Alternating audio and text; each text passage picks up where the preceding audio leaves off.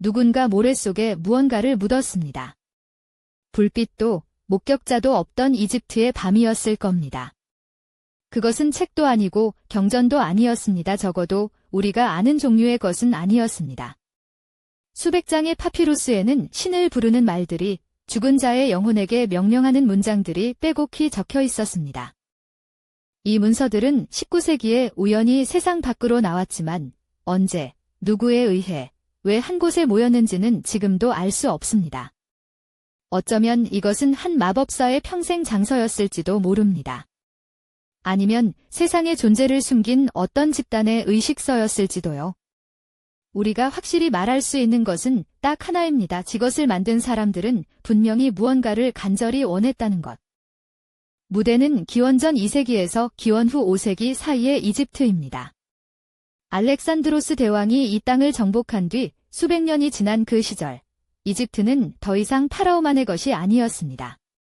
그리스인들이 들어왔고 유대인들이 정착했으며 로마의 그림자가 나일강 위로 드리워지고 있었습니다. 서로 다른 문명이 뒤섞이는 그 혼돈 속에서 사람들은 저마다 자신이 믿는 신에게 손을 내밀었습니다. 바로 이 시대에 놀라운 일이 일어났습니다. 이집트의 신 토트와 그리스의 헤르메스가 같은 존재로 불리기 시작했고 유대교의 신 이름이 이집트 주문 속에 스며들었습니다. 서로 경쟁하던 신화들이 하나의 문서 안에서 나란히 공존했습니다. 이것은 종교적 혼합이 아니라 어떤 신이든 원하는 것을 이루어줄 수 있다면 불러도 좋다는 극히 실용적인 세계관의 산물로 추정됩니다. 이 문서들을 처음 수면 위로 끌어올린 인물은 19세기 스웨덴의 외교관이자 수집가 조반니 아나스타시입니다. 1827년 그는 이집트에서 방대한 파피루스 컬렉션을 한꺼번에 사들였다고 알려져 있습니다. 어디서 구했는지, 누구에게서 건네받았는지에 대한 기록은 명확하지 않습니다. 다만 이 컬렉션이 나일강 상류, 고대 도시 테베 근방에서 왔다는 이야기가 전해지면서 테베 캣이라는 이름으로 불리게 됐습니다. 아나스타시가 이 컬렉션을 유럽으로 가져오면서 문서들은 각지의 박물관과 도서관으로 뿔뿔이 흩어졌습니다. 런던, 파리, 라이덴, 베를린 대륙 전역에 걸쳐 파편화된 이 파피루스들은 오랫동안 서로 연결되어 있다는 사실조차 알려지지 않았습니다.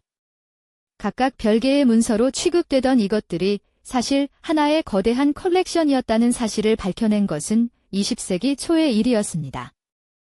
독일 학자 칼 프라이젠단츠는 평생을 이 흩어진 파편들을 모으는 데 바쳤습니다. 그가 20세기 초 편찬해낸 결과물은 총 130여 편에 달하는 방대한 문서군이었습니다. 이것이 오늘날 우리가 그리스 마법 파피루스, 줄여서 PGM이라 부르는 자료입니다. 수십 년에 걸친 학자들의 작업 덕분에 비로소 이 문서들의 전체 윤곽을 볼 수 있게 됐습니다. 그 안에 무엇이 적혀 있었을까요? PGM은 놀라울 정도로 실용적인 문서입니다. 신을 불러내는 구체적인 절차, 사용해야 할 재료의 목록, 주문을 외울 때의 자세와 시간대까지 세밀하게 기술되어 있습니다. 마치 요리책처럼 원하는 결과를 얻기 위한 단계별 지침이 담겨 있었습니다. 내용은 크게 세 범주로 나뉜다고 볼 수 있습니다. 신이나 정령을 불러 명령하는 소환의식, 누군가를 해치거나 사랑에 빠지게 만드는 저주, 그리고 병을 낫게 하거나 악령을 물리치는 치유와 보호의 주문입니다.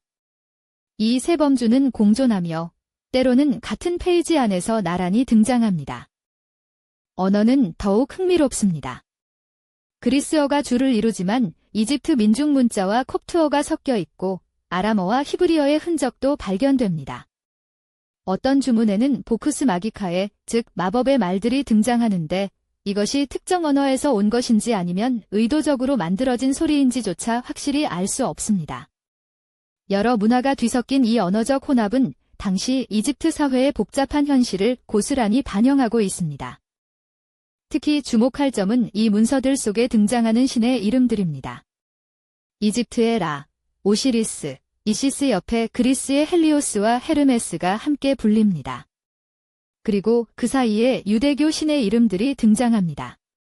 이것은 신학적 논쟁이 아니었습니다. 어느 신이 더 강한 힘을 지녔든 그 이름을 올바르게 부르면 원하는 것을 얻을 수 있다는 철저히 실용적인 믿음의 결과물로 추정됩니다. 그렇다면 이 방대한 문서들을 실제로 사용한 사람은 누구였을까요? 가장 자주 거론되는 가설은 한 명의 전문 마법사 혹은 그 계보를 잇는 소수 집단이 소유했다는 설입니다. 당시 고대 세계에는 마고스라 불리는 마법사들이 실제로 활동했다고 알려져 있으며 이들은 의뢰를 받고 저주를 걸거나 병을 치료하는 일종의 전문직이었다고 추정됩니다. 이 가설에 따르면 PGM은 그런 전문가의 업무용 매뉴얼이었을 것입니다. 하지만 이 가설에도 설명하기 어려운 부분이 있습니다. 문서의 양이 방대하고 내용의 범위가 너무 넓습니다. 한 개인이 평생 사용하기에는 지나치게 많은 의식과 너무 다양한 전통이 뒤섞여 있습니다. 더구나 일부 문서는 서로 다른 필체로 쓰여 있어 한 사람이 작성했다기보다는 여러 세대에 걸쳐 축적된 것일 가능성이 제기됩니다. 두 번째 가설은 비밀 종교 집단 혹은 신비의식을 치르는 결사체가 이 문서들을 보관했다는 설입니다. 당시 지중해 세계에는 다양한 비밀 의식 집단들이 존재했다고 알려져 있으며 이들이 여러 문화권의 신앙 요소를 흡수해 독자적인 의식 체계를 만들어낼 수 있었다는 점은 PGM의 혼합적 성격과 잘 맞아떨어집니다. 그러나 이 가설 역시 그 집단이 어디에 있었는지, 왜 어떤 흔적도 남기지 않았는지를 설명하지 못합니다. 세 번째로는 이 문서들이 어느 신전에 딸린 기록 보관소에서 나왔을 것이라는 설도 있습니다.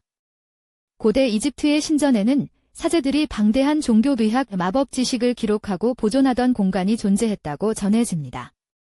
이런 신전 아카이브가 문명의 쇠퇴와 함께 버려졌고 그 내용물이 결국 사막의 모래 속에 묻혔을 가능성도 배제할 수 없습니다.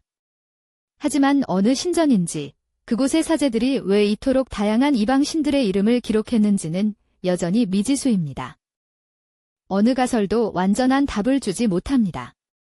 이 문서들이 마법사 한 명의 것이든 어떤 집단의 것이든 신전의 아카이브에서 온 것이든 결국 중요한 것은 이것을 만들고 사용한 사람들이 실제 했다는 사실입니다. 그들은 신을 불렀고 주문을 외웠으며 무언가를 간절히 바랐습니다. 사랑이었을 수도, 복수였을 수도, 아니면 그저 병이 나아지기를 바라는 마음이었을 수도 있습니다. 2000년이 지난 지금 우리는 이름도 모르는 누군가의 손에서 탄생한 이 문서들 앞에 서 있습니다. 학자들은 아직도 이 텍스트들을 해독하고 분석하고 있으며 새로운 해석이 등장할 때마다 PGM은 다른 얼굴을 보여줍니다. 어떤 연구자는 이것이 고대의 심리적 위안 체계에 가까웠을 것이라 보고 어떤 학자는 당시 사회의 불안과 욕망이 응축된 거울이라 말합니다. 그리고 이 질문은 사라지지 않습니다. 신을 불렀던 그 사람은 원하는 것을 얻었을까요? 주문은 효과가 있었을까요? 우리는 알 수 없습니다. 다만 그 사람이 파피루스 앞에 앉아 한 글자 한 글자 신중하게 써 내려갔다는 것, 그 간절함만은 분명히 느낄 수 있습니다. 여러분이라면 이 문서들을 남긴 사람이 누구라고 생각하시나요?